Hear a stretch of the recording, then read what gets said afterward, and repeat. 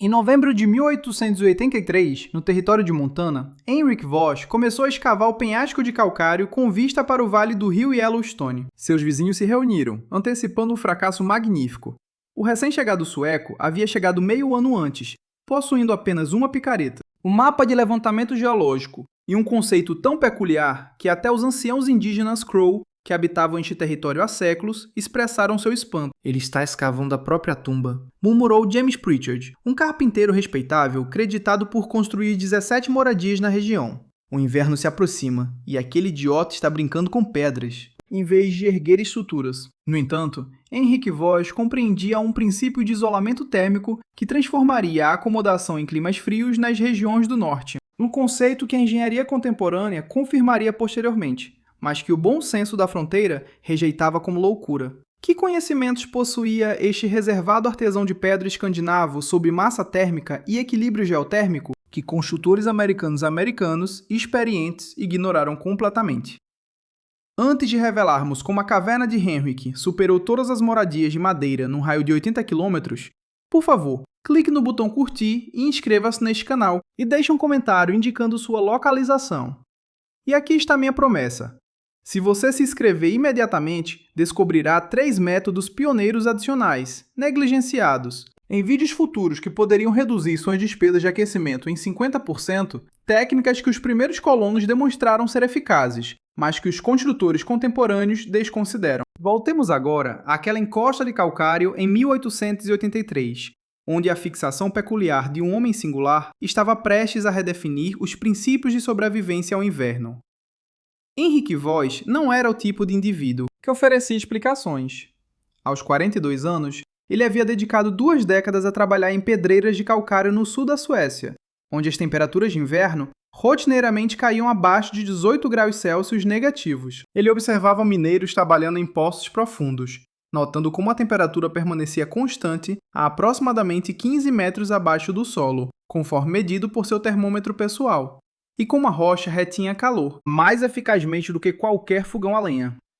Ao desembarcar do trem em Billings e testemunhar os penhascos de calcário subindo ao longo do vale, uma percepção o atingiu. Enquanto outros colonos percebiam apenas o material de construção, Henrik vislumbrava uma fortaleza naturalmente isolada.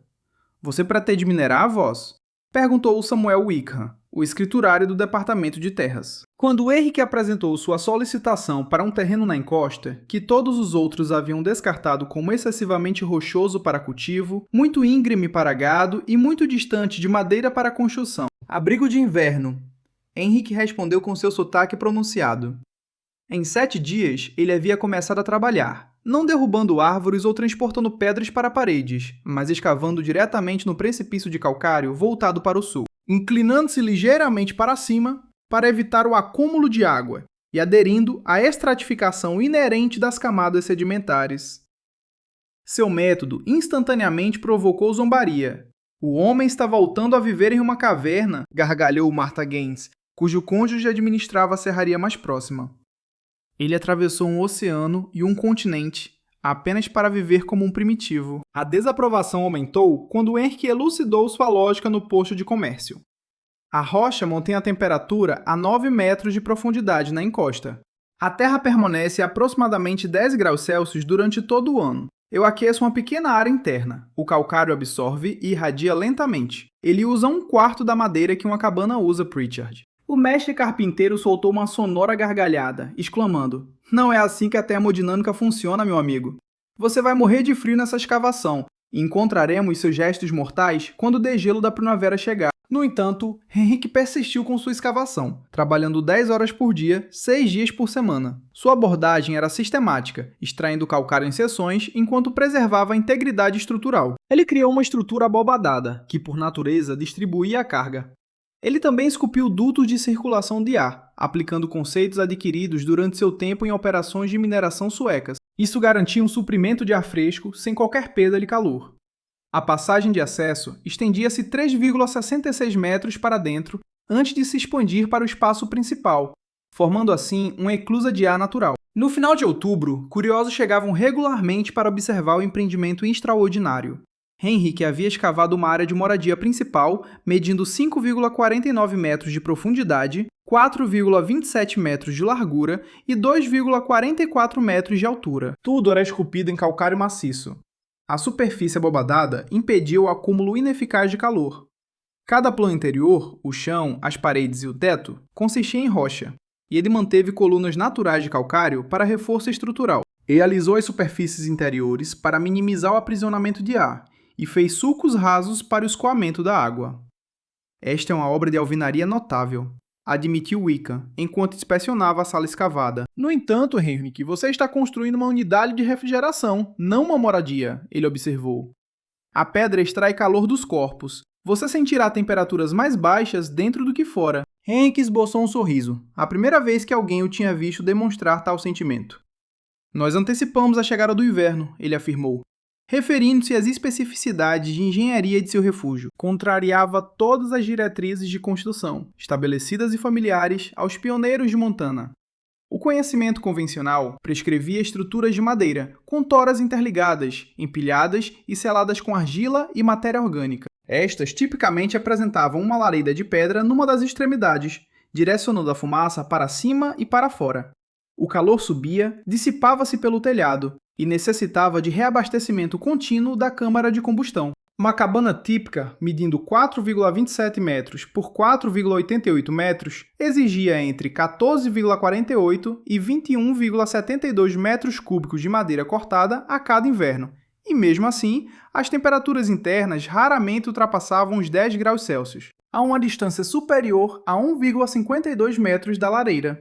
A metodologia de Henrique inverteu toda a sabedoria convencional. Primeiramente, o design do ponto de entrada, aquela passagem de 3,66 metros, servia a mais do que meros propósitos estéticos, funcionava como uma barreira térmica intencionalmente projetada. Ar mais denso e frio acumulava-se dentro da passagem, enquanto o ar mais quente, dentro do compartimento principal, permanecia contido. Isso foi alcançado pela inclinação ascendente que ele havia esculpido, posicionando a base do túnel 20,32 centímetros abaixo da entrada da área de estar, formando assim uma verdadeira armadilha de frio. Isso é absurdo, exclamou Robert Halverson, um engenheiro civil com experiência em construção de pontes ferroviárias. Ele havia viajado especificamente para instruir Henrique sobre os princípios da termodinâmica, afirmando: "Você não pode conter o ar dessa maneira. A transferência de calor por convecção não funcionou dessa forma." Henrique apresentou os cálculos que havia delineado em casca de bétula, variações de temperatura, alterações na densidade do ar e a estabilização da pressão facilitada pelos condutos de ventilação. Halverson examinou os dados, franziu a testa e então partiu sem proferir outra sílaba. Em segundo lugar, havia o coeficiente de massa térmica. Uma moradia de toras convencional tipicamente incorporava aproximadamente 907,18 kg de madeira em suas paredes estruturais, um material que conduzia mal e retinha o calor ainda pior. O quarto subterrâneo de Henrique, por outro lado, era envolvido por um estimado 854.221,4 kg de calcário. Esta rocha, uma vez aquecida, irradiaria calor por várias horas após qualquer chama se extinguir.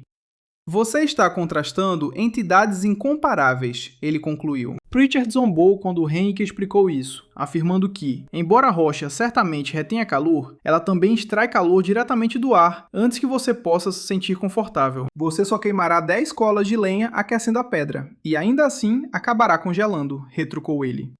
No entanto, Henrique havia concebido uma engenhosa solução de aquecimento, optando por não usar uma lareira convencional. Ele havia esculpido uma câmara de fogo compacta diretamente na parede de calcário, medindo apenas 46 cm de largura e 61 cm de profundidade. Acima disso, ele havia esculpido uma chaminé estreita. Esta chaminé serpenteava por 4,6 metros de rocha antes de emergir no cume do penhasco. Cada centímetro desta passagem transferia calor eficazmente para o calcário adjacente. Para uma demonstração no início de novembro, ele a acendeu usando apenas 6 pedaços de pinho rachado. Os colonos que se haviam reunido para ridicularizá-lo observaram em silêncio enquanto a temperatura interna da câmara subiu de 9 graus Celsius para 16 graus Celsius em 40 minutos. Henrique então apagou o fogo. 6 horas depois, a temperatura havia caído para apenas 14 graus Celsius. Um mero truque de salão, resmungou Pritchard. Espere até janeiro, espere até o verdadeiro frio chegar. Martha Gaines expressou seus pensamentos de forma mais direta. Você construiu uma cripta, Sr. Voss. Confortável por enquanto, mas uma cripta, no entanto. O agrimensor territorial, um indivíduo chamado Edmund Cross, que se considerava um especialista em construção, publicou uma carta no Billings Gazette, alertando contra experimentos habitacionais perigosos. Ele afirmou que a moradia de calcário do imigrante sueco demonstra uma incompreensão básica da dinâmica térmica e da segurança pessoal, especialmente quando as temperaturas caem bem abaixo de 0 graus Celsius, como consistentemente acontece durante os invernos de Montana. A massa térmica que ele exalta se transformará em uma desvantagem mortal, um enorme absorvedor de calor que nenhuma quantidade de fogo pode neutralizar. Henrik leu a carta no posto de comércio. Ele assentiu em silêncio e comprou 3 cordas de lenha. Pritchard, que estava por perto, riu. 3 cordas, cara? Você precisará de 12 antes de março. Você não tem isolamento, apenas pedra gélida, observamos. Henrik reiterou seu ditado preferido. O inverno revela a verdade. Novembro deu lugar a dezembro, e uma leve camada de neve cobriu o vale. No 1º de dezembro, Henrik mudou-se para sua moradia de calcário, trazendo consigo móveis básicos, uma cama de corda, uma pequena mesa, 2 cadeiras, utensílios de cozinha e seu fogão a lenha sueco, um modelo compacto que ele havia modificado para caber em sua caixa de fogo esculpida. Os colonos fizeram apostas. Pritchard apostou que Henrik não aguentaria além do Natal antes de se mudar para a cidade. Halverson, o engenheiro, deu-lhe até o dia de Ano Novo. Apenas Samuel Wickham, o registrador de terras, absteve-se de apostar. Por que você não faz uma aposta? Perguntou Gaines. Wickham olhou para a encosta, onde uma puma de fumaça subia languidamente da saída da chaminé de Henrik. Porque eu revisei os cálculos dele, ele respondeu. E se ele estiver mesmo parcialmente correto, estamos todos prestes a nos sentir bastante tolos. Em 17 de janeiro de 1884, às 2 da manhã, a temperatura despencou para 31 graus Celsius abaixo de zero. Isso ocorreu rapidamente quando o sistema de alta pressão, originário do Canadá, encontrou umidade do Pacífico, gerando o que o povo Crow chamava de frio que quebra ossos. Uma geada profunda e severa o suficiente para matar o gado exposto e rachar madeira fresca ao amanhecer. Ao amanhecer, a geada havia penetrado 15 centímetros no solo. O rio Yellowstone formou saliências de gelo ao longo de suas margens, e dentro das cabanas dispersas do vale, famílias se reuniam perto das lareiras, alimentando continuamente as fornalhas vorazes com toras. A família de James Pritchard consumiu aproximadamente 1,8 metros cúbicos de madeira em apenas 14 horas. A área de estar principal era mantida a 8 graus Celsius, enquanto os aposentos de dormir, divididos por uma parede fina, nunca ultrapassavam 3 graus Celsius. Seus filhos dormiam sob 3 camadas de cobertores de lã. Suas exalações eram visíveis à luz bruxuleante das velas. Dentro da moradia dos Halverson, a esposa do engenheiro usava uma camada dupla de vestidos e um casaco, mesmo dentro de casa. O termômetro deles, posicionado perto da lareira, indicava 11 graus Celsius. Robert Halverson atiçava as chamas continuamente a cada 45 minutos durante a noite, esforçando-se para evitar que o calor caísse abaixo de 7 graus Celsius. Martha Gaines acordou em 3 ocasiões para reacender seu fogo, que havia diminuído a brasas todas as vezes. A temperatura interna da cabana havia caído para 5 graus Celsius. Enquanto isso, dentro da encosta de calcário, Henrik Voss descansava tranquilamente em sua roupa de dormir. No entanto, antes de revelarmos a temperatura surpreendente que Henrik conseguiu atingir usando apenas uma pequena porção do combustível usual, por favor, mostre seu apoio a este canal. Clique no botão curtir e inscreva-se para mais informações sobre a sobrevivência na fronteira. Além disso, compartilhe na seção de comentários qual foi a temperatura mais baixa que você já suportou. Vamos descobrir quem realmente provou sua resiliência contra a dureza do inverno. Às 6 horas, Samuel Wickham chegou ao refúgio de Henrik. Impulsionado em parte pela curiosidade e em parte pela apreensão, o corredor de entrada emitia uma corrente suave de calor para a atmosfera gelada. Esse fenômeno visível o deixou perplexo. O fogo gera fumaça, mas isso parecia mais uma exalação. Henrik! Ele gritou na escuridão. Você está aí? Uma lâmpada acendeu de repente. Henrik emergiu, vestido com calças leves de lã e uma blusa de algodão. Ele não usava casaco nem luvas, e seu semblante não mostrava sinais de desconforto com o frio. Bom dia, Samuel. Wickham, ainda em seu volumoso casaco de pele, que estava rígido de gelo, seguiu Henrik pelo túnel de acesso. A mudança de temperatura foi instantânea, passando de menos 31 graus Celsius, para o que parecia uma tarde amena de primavera.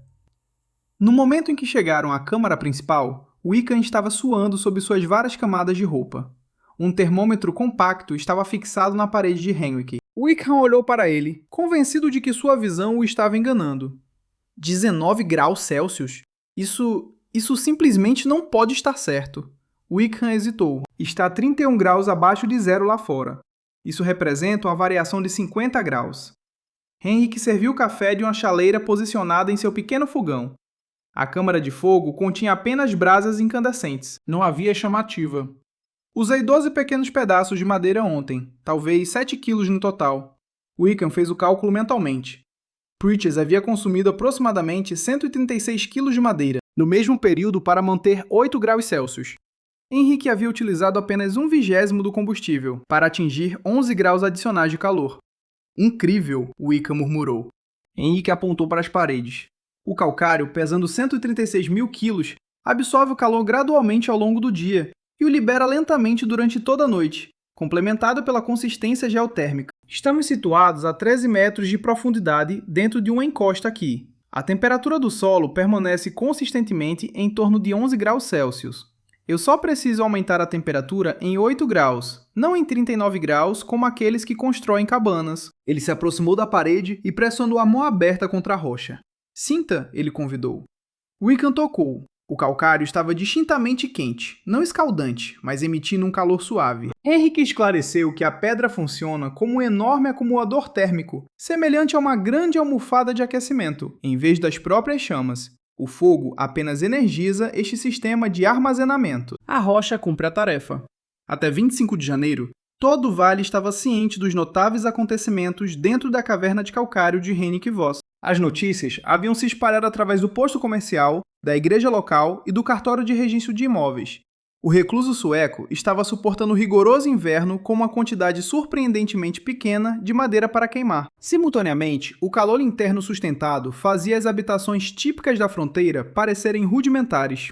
Robert Halverson, o engenheiro ferroviário, acabou por admitir que as suas dúvidas iniciais eram infundadas. Ele fez uma visita a Henrik uma manhã, quando a temperatura externa foi registrada em menos 28,3 graus Celsius, carregando um termômetro precisamente calibrado que havia adquirido em Chicago. Seu propósito era corroborar as afirmações.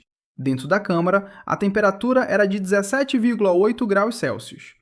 Preciso de prova de o seu consumo de combustível, afirmou Halverson, seu tom agora genuinamente interessado em vez de desdenhoso. Impulsionado por uma verdadeira curiosidade por dados concretos, Henrik apresentou-lhe um bastão entalhado, no qual havia registrado meticulosamente cada tora consumida entre 1º de dezembro e 25 de janeiro. Ao longo de 56 dias, ele utilizou cerca de 426,4 kg de madeira processada, o que equivalia a aproximadamente 1,09 metros cúbicos.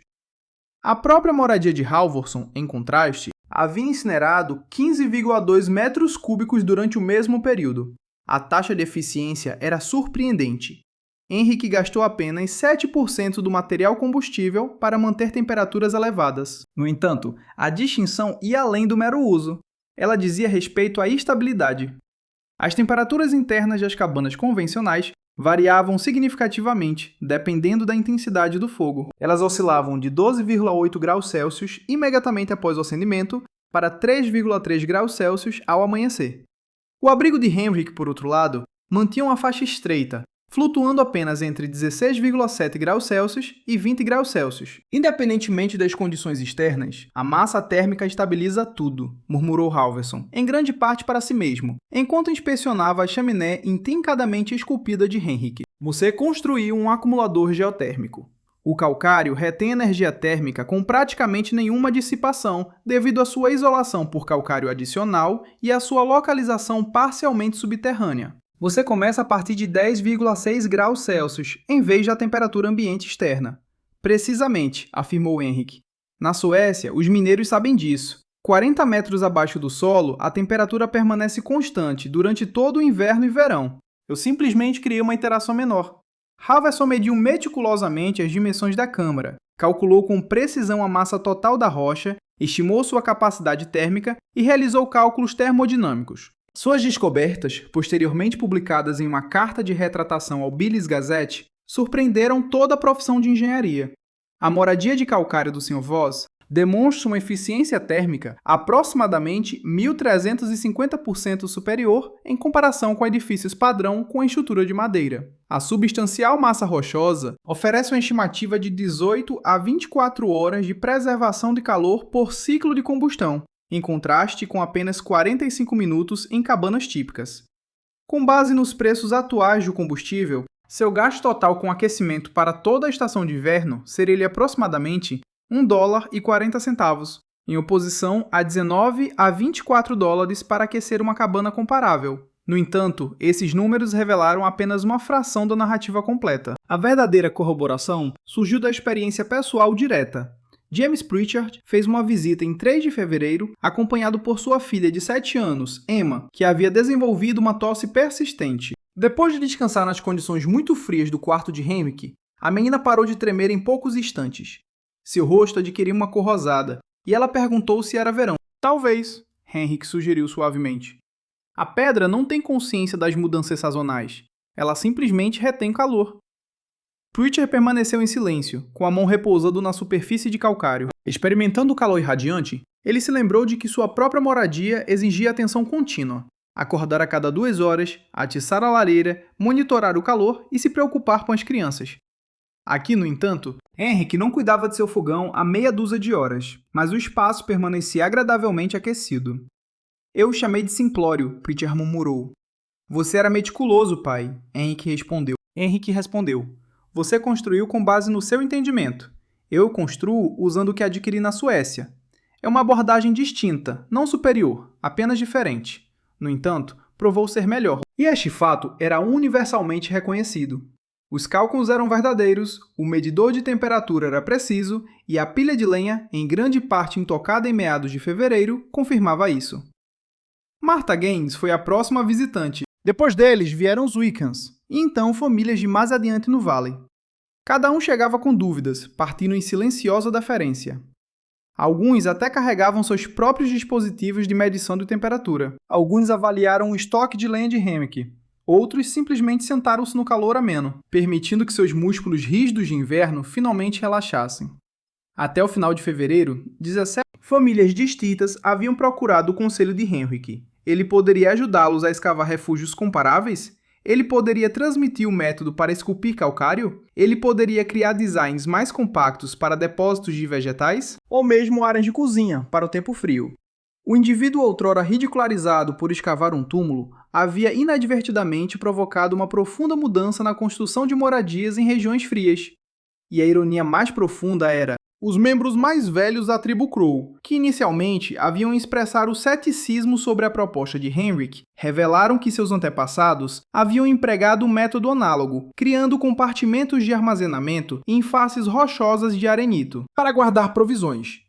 Cientes de que a pedra mantinha temperaturas consistentes, eles nunca haviam considerado modificá-la para habitação permanente.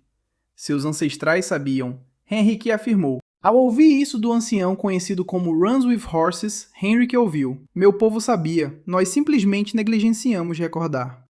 A capacidade de retenção de calor do calcário não era uma descoberta exclusiva sueca nem Crow. Era um enigma planetário, inscrito em formações geológicas, aguardando alguém para interpretá-lo com precisão. Henrik Voss simplesmente estava preparado para confiar na pedra. Em março de 1884, a mudança na posição de Henrik Voss, de excêntrico local a pioneiro desbravador, foi totalmente concretizada. No entanto, ainda mais impactante do que sua justificação individual foi a reação tangível da população do território de Montana. Uma reação quantificada não por afirmações verbais, mas por ferramentas de escavação e avaliações geológicas. O registro de terras de Samuel Wickham notou um aumento extraordinário nas solicitações de parcelas de terra elevadas, anteriormente consideradas sem valor. Colonos que antes disputavam terras planas, ricas em madeira, terras de baixas férteis agora apresentavam pedidos para encostas acidentadas, formações de calcário expostas e faces rochosas íngremes que margeavam o vale do rio Yellowstone. Em meados de março, 14 pedidos distintos haviam sido registrados. especificamente para escavação e habitação. James Pritchard surgiu como um aderente inicial, o carpinteiro habilidoso que havia ridicularizado abertamente o empreendimento de Henrik. Aproximou-se dele no final de fevereiro, com uma oferta. Instrua-me sobre como interpretar a pedra. Eu o compensarei com meu trabalho, o ajudarei a ampliar sua moradia, a criar áreas de armazenamento, tudo o que você precisar. Apenas demonstre como construir um para minha casa. Henrik consentiu. Mas com uma condição. Nós o construímos juntos. Você adquire conhecimento através da aplicação prática, não da mera observação. Esta colaboração provou ser revolucionária. Pritchard forneceu suas precisas habilidades de carpintaria e compreensão de estruturas, enquanto Henrik ofereceu sua proficiência geológica e princípios de engenharia térmica. Tendo adquirido experiência em pedreiras suecas, eles escavaram juntos um abrigo familiar de calcário em uma encosta virada para o sul. Localizado a aproximadamente 4,8 km da localização inicial de Henrik, o abrigo Pritchard, concluído em apenas 7 semanas, apresentava melhorias em relação ao projeto de Henrik. Eles esculpiram uma câmara principal, medindo 6,7 metros de profundidade. Esta câmara tinha 5,5 metros de largura, com 2 reentrâncias menores para dormir que se estendiam dela, assemelhando-se a cavernas dentro de uma caverna maior. Cada reentrância podia ser fechada com uma cortina, estabelecendo assim áreas térmicas distintas. Eles implementaram um sistema de ventilação mais avançado, com aberturas de entrada perto do chão e dutos de saída perto do telhado, o que promovia um fluxo suave de ar sem que nenhuma energia térmica escapasse. O design da fornalha também passou por desenvolvimento. Em vez do pequeno fogão sueco de Henrik, eles integraram uma unidade de aquecimento de alvenaria diretamente na parede de calcário. Este método, que Pritchard já havia descoberto em um manual alemão sobre vida autossuficiente, envolvia a passagem sinuosa da chaminé do aquecedor, percorrendo quase 9,1 metros de pedra antes de seu ponto de saída. Isso garantia a maior transferência de calor possível para a massa térmica.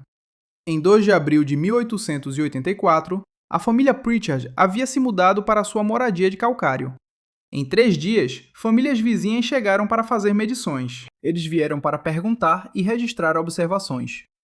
Martha Gaines apareceu com seu cônjuge e um agrimensor, preparada para encomendar sua escavação pessoal. Robert Halverson, por exemplo, apresentou elaborados desenhos arquitetônicos, sugerindo projetos compostos que mesclavam câmaras de calcário adequadas para habitação de inverno. Estes foram combinados com construções de madeira situadas acima do solo, para uso durante os meses de verão. Em junho de 1884, 9 moradias de calcário estavam sendo construídas em um raio de 80,5 km da localização inicial de Henrik. Cada estrutura adotou seus princípios fundamentais: massa térmica, estabilidade geotérmica e baixo consumo de combustível, ao mesmo tempo em que integrava novidades apropriadas para diferentes ambientes geológicos e diversas necessidades familiares. A família Wickham escavou seu abrigo em uma formação de arenito, percebendo que, embora o arenito retivesse o calor menos eficazmente que o calcário, sua estrutura mais maleável permitia uma escavação consideravelmente mais rápida. A família Gaines, que não possuía encostas apropriadas em suas terras, inovou um método composto. Eles cavaram 3 metros em terreno plano, construindo subsequentemente taludes de terra ao redor da cavidade e cobrindo-a com grama. Isso resultou em uma moradia parcialmente subterrânea, que oferecia vantagens térmicas comparáveis. No entanto, a reviravolta mais marcante, sem dúvida, veio de Edmund Cross, o agrimensor regional. Cross, que havia emitido uma carta de advertência no Binns Gazette no final de maio, viajou até o abrigo de Henrik, desmontando com dificuldade. Ele parou na entrada por um longo período antes de proferir. Eu estava enganado. Cross afirmou claramente, demonstravelmente, matematicamente, inteiramente incorreto. Solicita autorização para registrar seu projeto para os arquivos de engenharia regional. Henrik o recebeu em casa, e durante o café, Cross prosseguiu com as medições precisas. Ele desenhou esquemas elaborados e documentou as percepções de Henrik sobre conceitos de massa térmica, cálculos de fluxo de ar e parâmetros de seleção de locais geológicos. Submetidas ao Escritório de Pesquisa do Território de Montana em agosto de 1884, suas descobertas evoluíram para um texto seminal para o que acadêmicos subsequentes chamariam de Construção Geotérmica Indígena. O relatório concluiu que a moradia de calcário do Sr. Henrik Voss não significava um passo rudimentar para trás, mas sim uma implementação sofisticada da física térmica. Sua conquista envolveu a manutenção de temperaturas internas entre 16 e 20 graus Celsius, durante períodos prolongados de condições externas abaixo de zero, consumindo aproximadamente 7% da energia necessária para edifícios padrão com estrutura de madeira. Esta abordagem merece exame por todos os construtores que trabalham em ambientes gélidos. Isso não é mito, é ciência aplicada. No inverno de 1884-85, a comunidade de abrigos de calcário no Vale havia se expandido para 17 residências operacionais. As famílias trocavam observações, disseminavam novas ideias e aprimoravam métodos. Alguns escavaram estruturas complexas de várias câmaras, enquanto outros construíram santuários simples de um único cômodo, utilizados apenas nos períodos mais frios. Um punhado de pioneiros engenhosos começou a fornecer serviços de escavação, cobrando por metro cúbico de calcário extraído. A dinâmica social também se transformou. As famílias que residiam em abrigos de calcário estabeleceram uma cooperativa flexível, unindo recursos e conhecimentos. Quando a escavação de Halverson encontrou um canal de água subterrâneo imprevisto, 3 famílias vizinhas apareceram com equipamentos de bombeamento e conhecimento de redirecionamento de água. Quando Martha Gaines encontrou dificuldades para obter fluxo de ar adequado, em sua moradia de Arenito, Henrique dedicou 2 dias para reconfigurar seus dutos de ventilação. O inverno de 1884-85 trouxe validação generalizada. Aquela estação em particular revelou-se ainda mais gélida do que a anterior, com temperaturas caindo para menos 35 graus Celsius em janeiro. No entanto, os moradores dos abrigos de calcário usaram coletivamente menos de 1/3 da lenha consumida pelos ocupantes de cabanas tradicionais.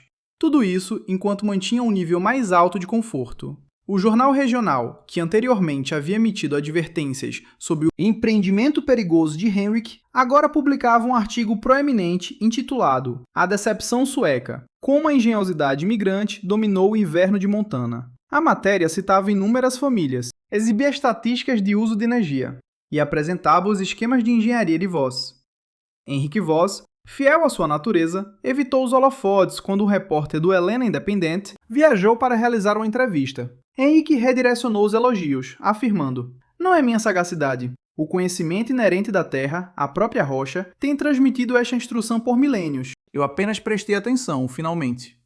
Na primavera de 1886, 2 anos depois que Henrik Voss inicialmente cravou sua picareta naquela encosta de calcário, o panorama da habitação fronteiriça havia passado por uma profunda transformação. O que começou como uma tentativa ridicularizada de um único indivíduo havia se desenvolvido em um método estabelecido, documentado por engenheiros e abraçado por famílias pragmáticas, e confirmado pelo rigoroso instrutor da resistência ao inverno. No entanto, a percepção mais profunda, aquela que se estende além da mera economia de combustível e dos cálculos de massa térmica, tratava-se de uma falta de modéstia, ao confrontar a sabedoria ancestral. Os construtores fronteiriços contemporâneos, em 1883, haviam surgido com uma segurança que vinha da convicção da era industrial. Eles possuíam experiência na construção de estruturas de madeira, na criação de lareiras de pedra e na vedação de paredes. Inúmeras moradias desse tipo foram erguidas por eles em todas as regiões americanas em crescimento. Quando Henrique sugeriu escavar na rocha, semelhante a um método não sofisticado, ele foi desconsiderado com retórica de avanço e refinamento. No entanto, a técnica de Henrique não era não sofisticada. Em vez disso, era pré-industrial, um conceito distinto.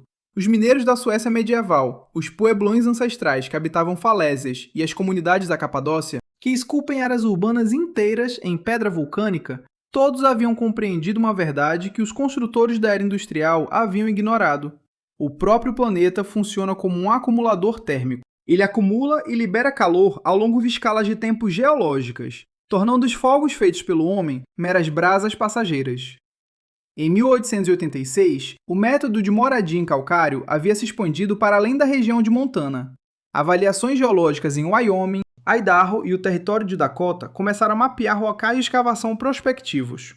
Um especialista em mineração no Colorado modificou os conceitos de Henrique para abrigos elevados, escavando em granito e alcançando resultados comparáveis. Um enviado religioso no Alasca documentou que as populações nativas aleutas haviam empregado técnicas análogas por séculos, escavando em montes de permafrost e mantendo temperaturas confortáveis durante as severas estações frias do Ártico. A tendência se repetiu. A sabedoria ancestral, inicialmente desconsiderada como antiquada, revelou-se avançada após um escrutínio imparcial. Henrik Voss nunca obteve uma patente para sua criação, nunca pediu pagamento por conselhos, nem buscou aclamação. Quando uma empresa de materiais de construção de Chicago propôs compensá-lo por direitos promocionais, ele recusou. Não se pode possuir o que a terra concede sem custo, ele escreveu em seu inglês um tanto desajeitado. Ele residiu em sua moradia de calcário até sua morte em 1903, aos 62 anos. O refúgio esculpido em rocha sólida mantém sua integridade estrutural. Seu consumo de lenha, ao longo de 19 estações frias, teve uma média de 1,12 metros cúbicos por ano. Essa quantidade é menor do que a maioria das residências contemporâneas de Montana consome em apenas uma semana. O paradoxo final tornou-se aparente décadas depois, quando a engenharia geotérmica do século XX descobriu os mesmos princípios que Henrik havia utilizado em 1883. As noções de bombas de calor geotérmicas, arquitetura subterrânea e retenção de massa térmica foram elogiadas como avanços revolucionários durante a crise energética da década de 1970. Estas foram introduzidas como soluções de ponta para ineficiências de aquecimento, mas não eram novas, pelo contrário, foram relembradas. A narrativa de Henrik apresenta uma reflexão inquietante sobre as presunções contemporâneas a respeito do avanço. Frequentemente, confundimos progresso tecnológico com sagacidade, ignorando que a eficácia nem sempre envolve o aumento da complexidade. Ocasionalmente, trata-se de eliminar a superfluidez. Os primeiros colonos que ridicularizaram a caverna de calcário de Henrik estavam suficientemente aquecidos em suas moradias, adequadamente sustentados por suas lareiras acesas. No entanto, estar suficientemente aquecido e ser eficiente representam medidas distintas. Henrik fez uma pergunta superior. O que o planeta já oferece que estamos negligenciando? Essa pergunta em particular, mais do que qualquer metodologia de construção particular, incorpora sua verdadeira herança. Isso implica que o termo primitivo frequentemente expõe não a falta de conhecimento do assunto. No entanto, a presunção do orador implica que os conhecimentos indígenas, a sagacidade dos imigrantes e os métodos pré-industriais poderiam oferecer soluções não vistas por aqueles, cuja percepção se limita unicamente a abordagens industriais. Os abrigos de calcário no território de Montana não representavam um retorno nostálgico à vida em cavernas. Em vez disso, eram implementações avançadas de termodinâmica, geologia e observação meticulosa, conceitos que perduram em qualquer período. Eles demonstraram como um pedreiro sueco, munido de uma picareta e conhecimento geológico, poderia superar a habilidade combinada de construtores americanos pioneiros, não através de materiais superiores ou equipamentos avançados, mas sim através de uma compreensão mais profunda do funcionamento real do calor, da rocha e do solo. Antes de prosseguir, por favor, certifique-se de ter clicado no botão gostei e se inscreveu neste canal, pois na próxima semana revelaremos o notável design de chaminé que uma mulher Blackfoot transmitiu aos colonos da cota. Este método era tão eficaz que diminuía a emissão de fumaça em 90% e era capaz de aquecer 3 câmaras usando apenas uma lareira. Não perca e deixe um comentário sobre a sabedoria tradicional que você testemunhou ser desconsiderada e que, em última análise, se mostrou precisa. Reconheçamos a sagacidade dos nossos predecessores. Enquanto você assiste a isso, o abrigo original de calcário, de Henrik Voss, terá resistido por mais de 140 anos. O túnel de entrada continua a emitir um calor suave nas manhãs frias, e os poços de ventilação esculpidos ainda facilitam o movimento do ar fresco. As paredes de calcário continuam a emanar calor acumulado, transmitindo paciente e persistentemente a mesma lição que transmitiram em 1884. A verdadeira sabedoria nem sempre equivale à inovação. Às vezes, envolve reconhecimento. Percebeu que sempre existiu sob nós, gravado na rocha, aguardando um indivíduo suficientemente modesto para extrair conhecimentos do próprio planeta. Henrik Voss não concebeu a habitação geotérmica. Ele apenas a recordou, e através dessa recordação, ele trouxe à mente de toda uma região que o avanço ocasionalmente implica um exame retrospectivo com a perspectiva clara, reverenciando os conhecimentos de mineiros, montanheses e sociedades antigas que já haviam resolvido problemas que percebíamos como novos. Nosso planeta sempre possui os meios para nos manter aquecidos. Nós simplesmente precisávamos parar de falar tempo suficiente para prestar atenção. Aviso educacional. Este vídeo apresenta métodos históricos, exclusivamente para fins instrucionais e documentais. Qualquer construção de abrigos deve aderir aos códigos de construção vigentes estipulações de segurança e padrões de engenharia pertinentes à sua localidade. É aconselhável consultar profissionais certificados antes de iniciar quaisquer empreendimentos de escavação ou construção,